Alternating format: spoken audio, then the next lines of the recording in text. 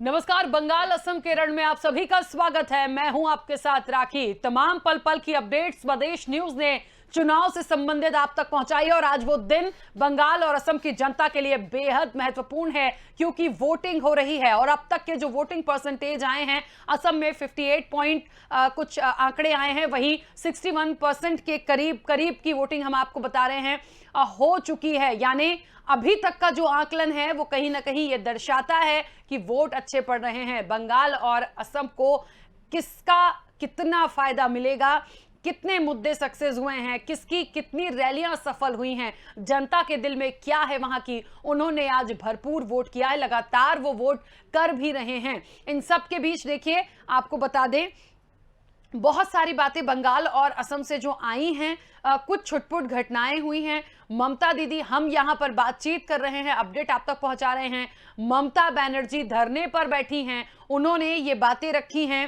राज्यपाल से उन्होंने बात की थी नंदीग्राम के एक पोलिंग बूथ पर कि मतदान नहीं हो रहा, जो बाहरी लोग हैं वो कहीं ना कहीं वोट डालने नहीं दे रहे हैं। जितनी भी एक पुलिस का बल वहां लगा है, उन पर भी उन्होंने सवालिया निशान लगाए हैं, भेदभाव का आरोप लगाया है। इन सब के बीच कई तमाम लोगों के जो छुटपुट घटनाएं हुई हैं, आपको बता दें कि जिस तरीके से नाम आया शुभेंदु अधिकारी, उनके काफिले पर हमला हुआ, कुछ और लोगों के नाम भी आए हैं जिन पर हमला हुआ है। ये सब क्या दर्शा रहा है? देखिए, आज वोटिंग हो रही है, बहुत महत्वपूर्ण दिन है, ये छुटपुट घटनाएं होती रहेंगी लेकिन नहीं होनी चाहिए। बहरहाल जनता के दिल में क्या है, हम विस्तार से बातचीत करेंगे। हमारे साथ कई मेहमान जुड़े हुए हैं। सबसे पहले आपका परिचय करा दें।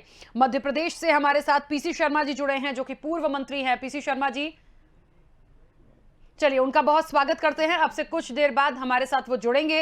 इस वक्त हमारे साथ टीएमसी नेता शोफिया खान जी जुड़ गई हैं। शोफिया जी, बहुत स्वागत स्वदेश न्यूज से जुड़ने के लिए। क्या लगता है शोफिया जी, आज जिस तरीके से बंगाल और असम के मतदान हो रहा है, जनता में बहुत ज्यादा उत्साह, भरपूर वोट पड़ रहे हैं, अभी तक का वोटिंग परसेंटेज देखें, क्या लगता है कितना बदलाव देखने को मिलेगा? नमस्कार और आदाब आप सभी को। सबसे पहले आज मैं जानती हूँ कि नंदीग्राम के लिए एक बहुत बड़ा दिन है, एक तरह से कह सकते हैं। वहाँ से चूंकि हमारी प्रिय मुख्यमंत्री वहाँ से खड़ी हुई हैं, तो ये हम सब के लिए एक बहुत बड़ा दिन है।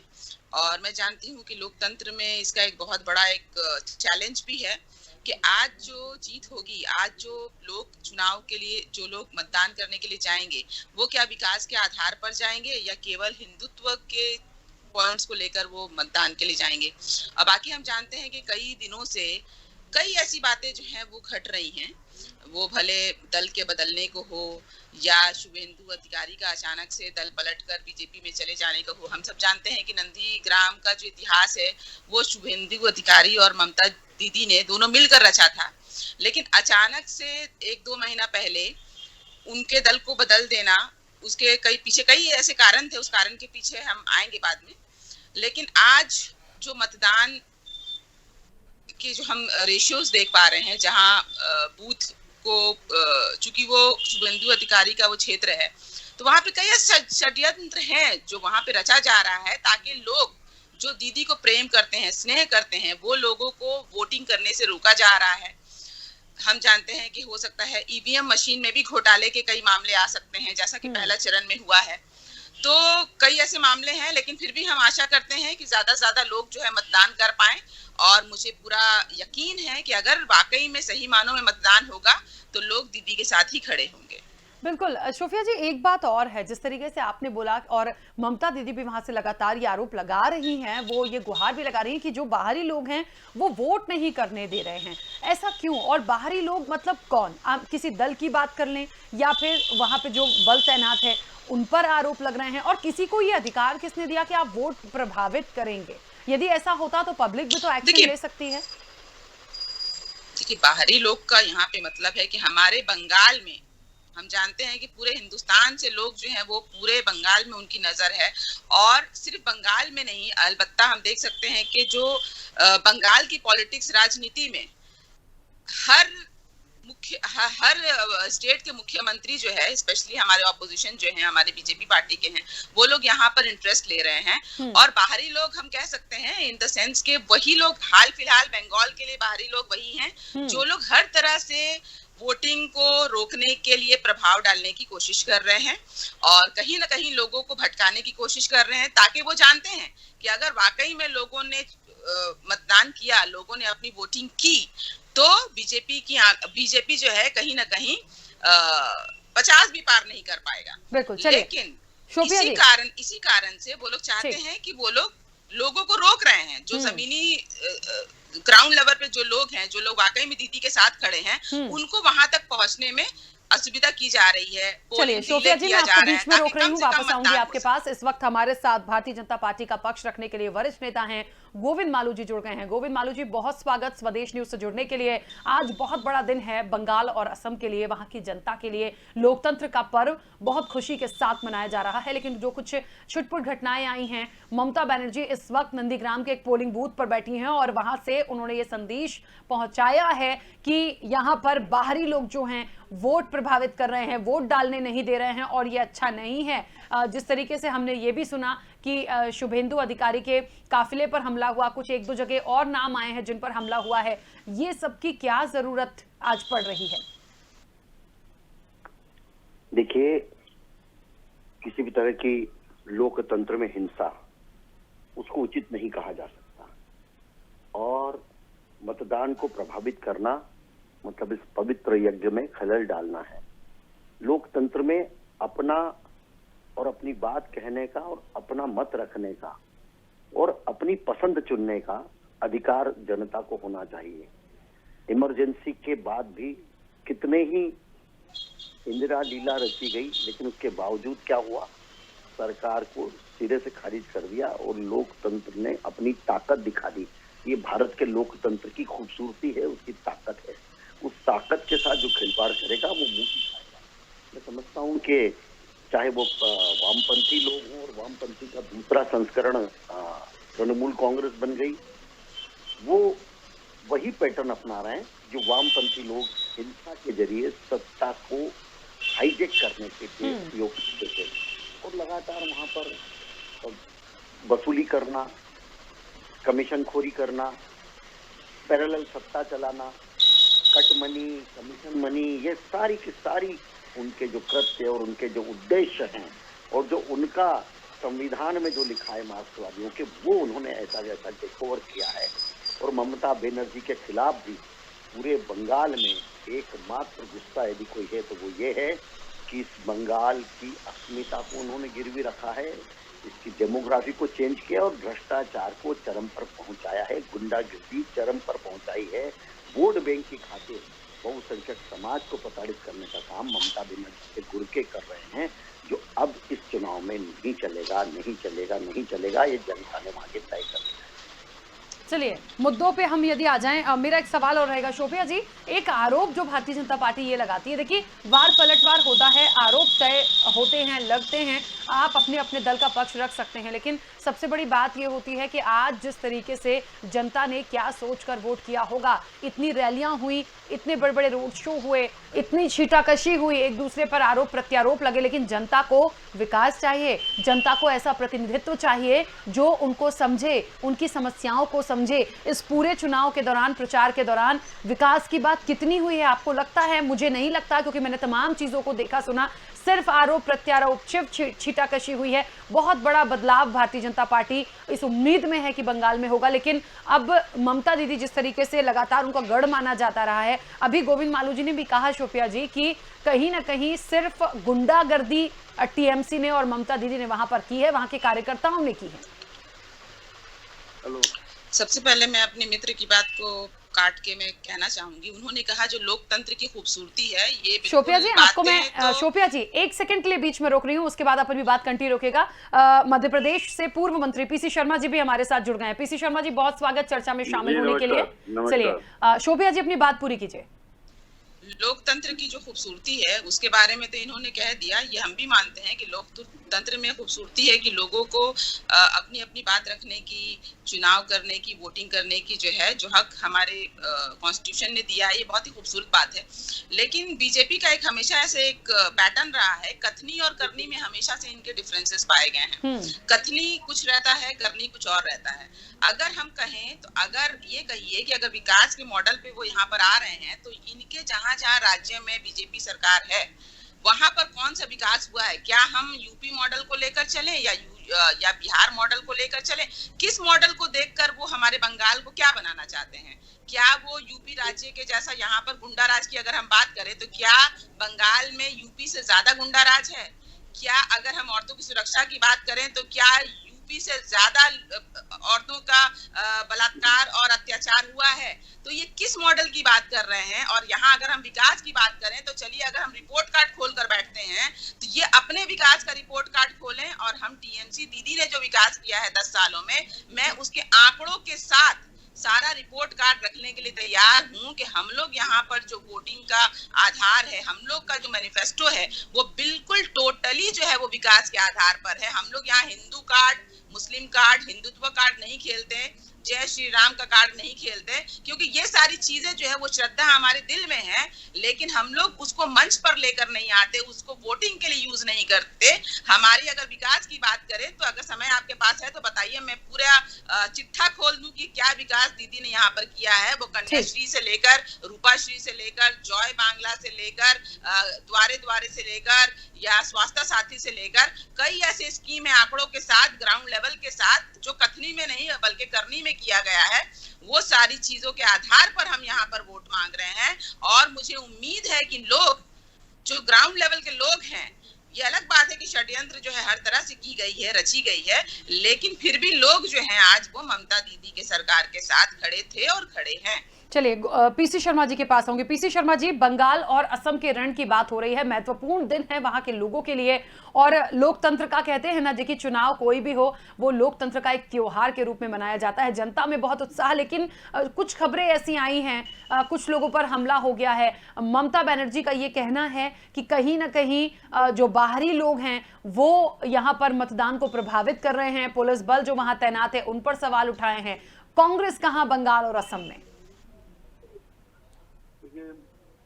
जहाँ तक आसान का सवाल है तो कांग्रेस की सरकार बनी और पिछले बार बीजेपी की सरकार थी और लोग ऊब गए बीजेपी से, और जितने भी इन्होंने वादे किए थे पिछले चुनाव में विकास के, वो सब धरे रह गए।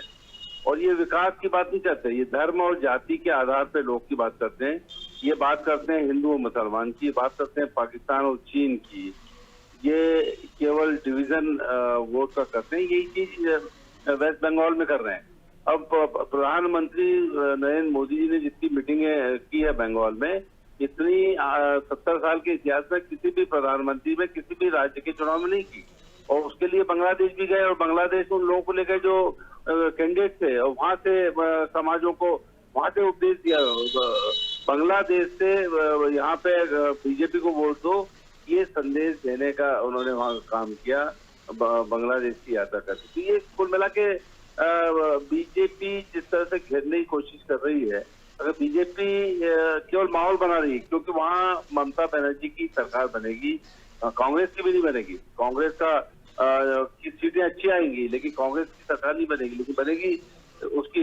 ये जो माहौल इन्होंने क्रिएट किया है, ये प्रयास ये करेगी बीजेपी कि ईवीएम मशीन को सेट कर लें और बताएं कि हमारा जो माहौल था इससे हम जीत गए। ये प्रयास करेंगे। अगर वहां पे निष्पक्ष चुनाव हुआ, जैसा कि कांग्रेस भी मांग कर रही है, ममता बनर्जी भी मांग कर रही है, अगर निष्पक्ष चुनाव हुआ तो ये मान के चलिए कि ममता बनर्जी की ही सरकार वहां बनने जा रही है। और अगर नहीं वो हुई, अगर ये ईवीएम मशीनें सेट करके अगर ये जीतते हैं, जो इनका तरीका रहा है, ये लोकतंत्र की हत्या है पूरी तरह से। और लोकतंत्र में आरएसएस और बीजेपी का कभी कोई विश्वास रहा नहीं। कोई विकास के काम मध्य प्रदेश में देख ले, 15 साल में शिवराज सिंह चौहान की सरकार, कौन से विकास के काम हो गए? क्या बड़ा हो गया है यहाँ पर? पीसी शर्मा जी, अच्छा एक सवाल आपसे असम को लेकर। हम थे, कमलनाथ जी की सरकार थी, तो 15 महीने के अंदर मेट्रो शुरू हो गया इंदौर भोपाल में। ये 15 साल में नहीं कर पाए। चलिए पीसी शर्मा जी, एक तो आज हम बात कर रहे हैं असम और बंगाल की, और असम और बंगाल में मैं असम का सवाल आपसे ले लेती हूं। भारतीय जनता पार्टी की सरकार थी, लेकिन बदरुद्दीन अजमल की हम बात करें तो गठबंधन के साथ कांग्रेस भी अच्छा कुछ करती आई है। आज पीएम नरेंद्र मोदी ने कहा है और उन्होंने नाराजगी भी जताई है कि वहां की जो असम की श्रमिक बहनें होती हैं उनका बहुत प्रतीकात्मक और मान सम्मान, वहां पर वो जो गले में हम गमछा जिसको कहते हैं वो गमोसा कहते हैं, वो बदरुद्दीन अजमल ने डालने से मना कर दिया। तो ये सब चीजें क्यों, ये भेदभाव क्यों? ये तमाम बातें जब आएंगी तो कैसे कोई कांग्रेस या गठबंधन को चुनेगा? तो निश्चित तौर पर भारतीय जनता पार्टी असम में गेन करेगी। मुझसे पूछ रहे हैं? जी पीसी शर्मा जी, आप ही से सवाल था। नहीं, ये 5 साल का जो इनका शासन रहा है, उस 5 साल के शासन में इन्होंने जो बात कही थी, ये प्रधानमंत्री वही है नरेंद्र मोदी, जिन्होंने कहा था कि 2 करोड़ लोगों को रोजगार देंगे, 15 लाख सबके अकाउंट में डालेंगे, काली मनी बाहर ले आएंगे हिंदुस्तान में पूरी। ये सब इनकी। पीसी शर्मा जी, मेरी आवाज पहुंच रही है? आपकी आवाज इस लेवल पे जाते हैं। प्रधानमंत्री बांग्लादेश जाके वहां से प्रचार करेगा और गमछे की बात करेगा कि कोई चुनाव करने का तरीका है। आप करोगे क्या उनके लिए, उन महिलाओं के लिए? ये बताओ ना। जिन महिलाओं के गमछे डालने की बात कर रहे हैं ये, उनके लिए क्या करोगे ये बता रहे हैं क्या? वो ये नहीं बता रहे हैं। इनके पास कोई एजेंडा नहीं है, कोई इशू नहीं है। मैंने कहा ना कि वो अजमल खान की बात करेंगे, उसकी बात करेंगे, गमछे की, महिला की गरीब, लेकिन इनके लिए करेंगे क्या? ये इनके पास कोई कंसेप्ट नहीं है। ठीक है। ये केवल मशीनें सेट करके ही चुनाव जीत सकते हैं। बाकी जनता इनके खिलाफ हो गई है। आज क्या है, 100 रुपए चल रहा है डीजल पेट्रोल का, ठीक है, 850 रुपए, 825 रुपए रसोई गैस हो रही है। लोग भूखे मरने की स्थिति में आ गए। कोरोना काल में पूरा लॉकडाउन और पूरा हो गया, लोगों के काम धंधे बंद हो गए। तो मध्य प्रदेश जैसी जगह में 35 लाख लोग बेरोजगार हुए। क्या करेंगे? पूरे हिंदुस्तान में बेरोजगारी फैली हुई है। ये पूरी बेरोजगारी नोटबंदी के बाद। बिल्कुल। चलिए पीसी शर्मा जी, आपको बीच में रोक रही हूँ और एक बात और आपको यहाँ पे बता दें। बिल्कुल अच्छी बात है, मध्य प्रदेश का जिक्र हो रहा है, लेकिन हम बात बंगाल और असम की कर रहे हैं क्योंकि आज वहां पर वोटिंग हो रही है। एक बात गोविंद मालू जी, अगला सवाल आपसे ले रही हूं। बार बार 2 बार ये बात आ गई। एक तो मध्य प्रदेश के पूर्व मंत्री हैं पीसी शर्मा, उन्होंने भी, और टीएमसी की जो नेता हैं शोफिया जी, उन्होंने ये सवाल उठाया है कि ईवीएम को सेट कर सकते हैं, ईवीएम में गड़बड़ करेंगे तो शायद वो फायदा ले जाएं, लेकिन ईवीएम को सेट करके कब तक कितना विकास कर पाओगे बंगाल और असम का? देखिए राखी जी, जब यही तो पराजय का आसन्न बोध है इनको कि हमारी पराजय हो रही है, तो चाहे जिस पे डाल दो। जब पंजाब में चुनाव जीते जाते हैं, जब मध्य प्रदेश में सरकार बना लेते हैं, जब और कहीं इनको जब सीटें मिलती, तब उसमें कोई ईवीएम में गड़बड़ नहीं होती। ईवीएम में गड़बड़ कब होती? जब ये हार जाते हैं। तो ये आज मुझे तो ये समझ में नहीं आता है कि जो इनको लात मार के गई ममता बनर्जी, ठेंगा दिखा के गई, जो कांग्रेस का एक हिस्सा तोड़ के चली गई, उसकी चिरोरी कर रही है कांग्रेस। जो कभी इनके पिछलग्गू हुआ करते मार्क्सवादी, उनकी चिरोरी कांग्रेस की खुद की हालत क्या है?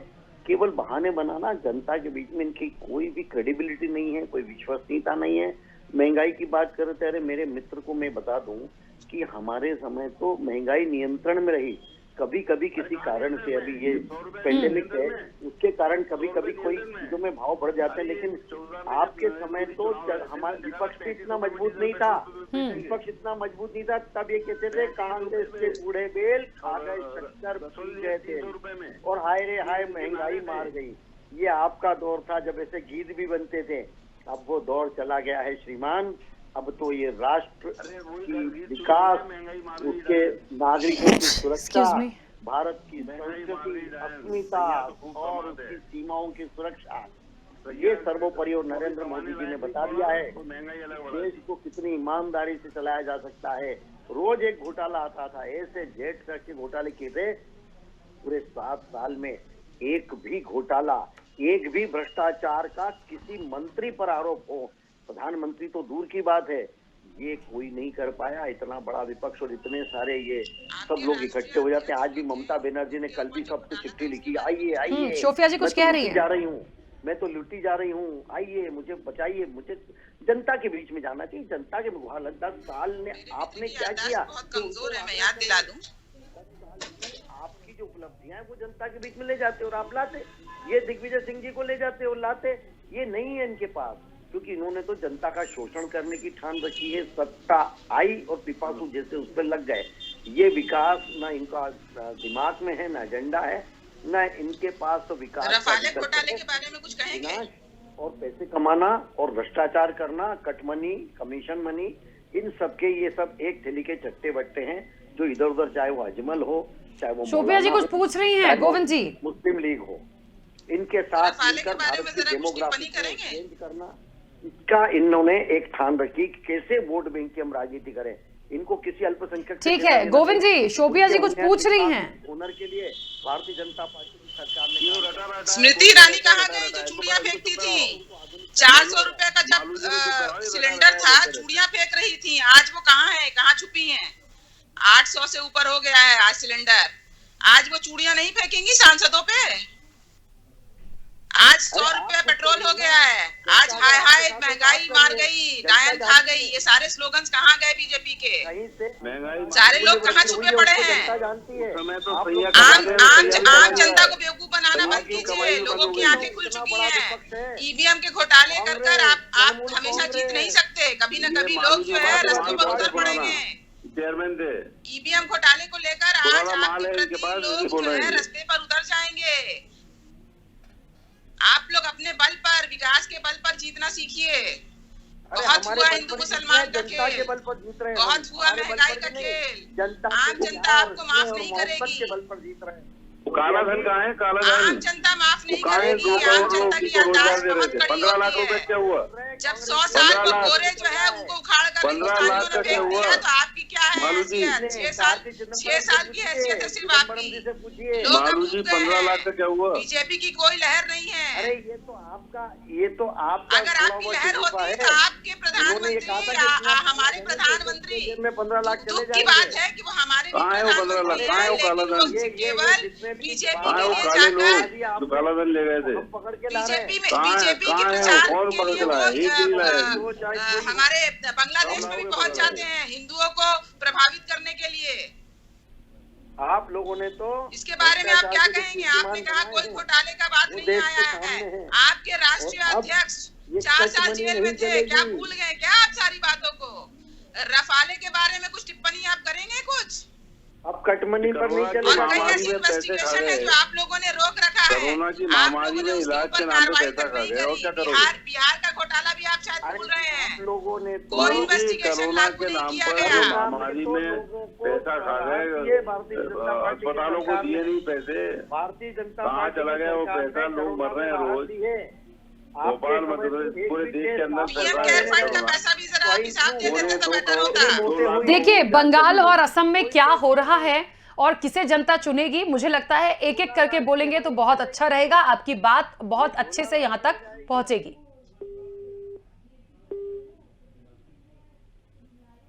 शोभिया जी अपनी बात रखिए, क्यों ममता दीदी को एक बार फिर से चुना जाए?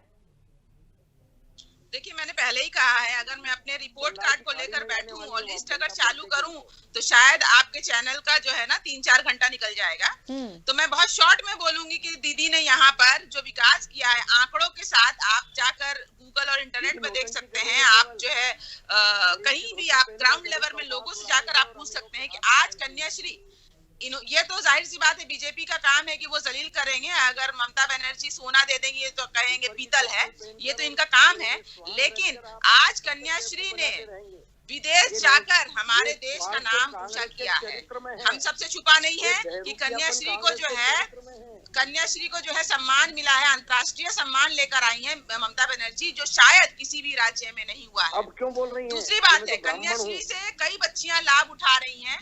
जहां इनके राज्यों में लड़कियों का बलात्कार किया जाता है, इनके राज्यों में हार्ट त्रास बनाकर लड़कियों को जो है रेप कर आधी रात को जला दिया जाता है, वहां पर ये कलकत्ता शहर जो है ममता बनर्जी के नेतृत्व में सबसे ज्यादा सुरक्षित राज्य माना गया है।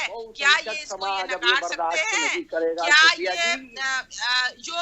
योगी महाराज यहाँ पर आकर कहते हैं कि औरतों को सुरक्षा दे दूंगा? अरे भाई हंसी की बात जो है, इन लोग ऐसा मजाक करते हैं। सबसे पहले आप यूपी को सुधारिए, जहां पर हाथरास जैसी घटनाएं हर दिन होती हैं, जहां पर बच्चियों का, लड़कियों का, औरतों का बलात्कार कर दिया जाता है, आधी रात को बिना परिवार को बताए हुए उन लोगों को जला दिया जाता है। ऐसे मॉडल को हम बंगाल में नहीं आने देंगे। अगर ईवीएम का घोटाला ये नहीं करेंगे तो यहाँ पर बंगाल की जनता आपको, मुझे लगता है 10 से ज्यादा। ठीक है, चलिए शोभिया जी, गोविंद जी और पीसी शर्मा जी लगातार जुड़े हुए हैं। जीत किसको मिलेगी ये जनता जनार्दन के ऊपर सब निर्भर करता है। आज वोटिंग हो रही है, सबकी किस्मत ईवीएम में कैद हो जाएगी। अब बहुत सारे आरोप प्रत्यारोप तो लगते रहेंगे, लेकिन सवाल वही है कि जनता कांग्रेस तो खैर बंगाल में कहीं नहीं दिख रही, लेकिन असम में जरूर कुछ चांसेस हैं, लेकिन उसमें भी बहुत सारे दाव पेच हैं कि आखिरकार क्यों, क्योंकि बदरुद्दीन अजमल जिस तरह की हरकतें वहां कर रहे हैं या जो दिखा रहे हैं वो मुश्किल हो सकता है। बहरहाल वोटिंग है, अब एक दिन में कितना क्या हो जाएगा ये देखना दिलचस्प होगा। चर्चा हम जिस तरीके की लगातार कर रहे थे, कुछ कहना चाह रहे हैं गोविंद मालूजी? मैंने कहा बदरुद्दीन हो चाहे मौलाना हो, इनकी गलबैयां करके इस राष्ट्र में जो पहले विघटन के बीज बोए कांग्रेस ने, वो फिर उसी की तैयारी में है। इस देश की अखंडता और एकता से इनका कोई नाता नहीं है, चाहे कश्मीर हो, चाहे असम हो, चाहे पूर्वांचल हो, चाहे मणिपुर हो या त्रिपुरा हो, सब दूर इन्होंने अपने केवल सत्ता पिपासा के लिए देश को तोड़ने का, लाखों वर्ग मीटर जमीन चीन को भेंट कर दे, पाकिस्तान के जिम्मे कश्मीर का टुकड़ा करने के बाद अब बंगाल को भी देने की तैयारी कांग्रेस और उनके सहयोगी। पीसी शर्मा जी अपनी बात रखिए जल्दी से, समय की सीमा है। चलिए, पीसी शर्मा जी ने से हमारा संपर्क टूट गया। बहरहाल आप सभी मेहमानों का बहुत शुक्रिया इस चर्चा में शामिल होने के लिए। बंगाल और असम के रण की हम बात कर रहे हैं, वोटिंग हो रही है, जनता के दिल में क्या है और जनता क्यों चुने, बहुत सारी बात हुई है। देखिए, टीएमसी की जो नेत्री हमारे साथ जुड़ी थी, उन्होंने कहा कि यदि हम रिपोर्ट कार्ड लेकर बैठ जाएंगे या हमने जितना कुछ किया है वो लेके बैठेंगे तो बहुत वक्त लग जाएगा, 3-4 घंटे लग जाएंगे। देखिए, अब 3-4 घंटे की बात हो या आधे घंटे की बात हो या कुछ घंटों की बात हो, जो भी होना है जनता के हाथ में है, बटन दब रहा है। किसे वोट पड़ रहे हैं ये 2 मई को पता चल जाएगा कि आखिरकार जीत का सेहरा किसके सिर बनता है। बहरहाल चुनाव से संबंधित बंगाल और असम के रण की पल पल की अपडेट स्वदेश न्यूज आप तक पहुंचा रहा है। फिलहाल दीजिए इजाजत, नमस्कार।